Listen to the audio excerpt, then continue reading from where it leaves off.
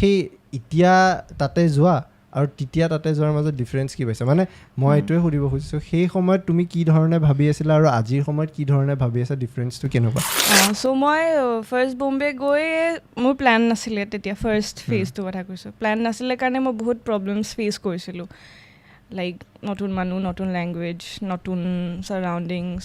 নতুন প্ৰজেক্ট চব নতুন আৰু চ' এইখিনি অলপ টেকল কৰিব প্ৰব্লেম হৈছিলে চ' অলপমান মই ডিপ্ৰেছড হৈছিলোঁ অলপ নহয় ভালেখিনিয়ে হৈছিলোঁ চ' তেতিয়া এনেকুৱা আছিলে মোৰ হয় আৰু কেতিয়াবা যে ইমানখিনি মানুহৰ মাজত মই থাকোঁ লাইক বহুত ছ'চিয়েল এজনী ছোৱালী আছিলোঁ সৰুৰে পৰা আৰু বহুত ছ'চিয়েল মই এক্সট্ৰভাৰ্ট তেনেকুৱা আছিলোঁ ঘপককৈ অকলশৰীয়া হৈ গ'লোঁ থাকোঁ অকলে তাতে ঘৰ বিচৰাটো এটা ডাঙৰ টাস্ক চ' এইবোৰ চব অকলে কৰিব লগা হ'ল পটককৈ মানে লাইফত চ' যেতিয়া সেইবোৰ অকলে কৰিলোঁ মই নিজকে ইমান কেতিয়াবা অকলশৰীয়া ফিল হয় অকলশৰীয়া মানে বহুত বেছি কিবা গধুৰ বুজাব নোৱাৰোঁ তোমাক এতিয়া মানে লোনলি নে আলোন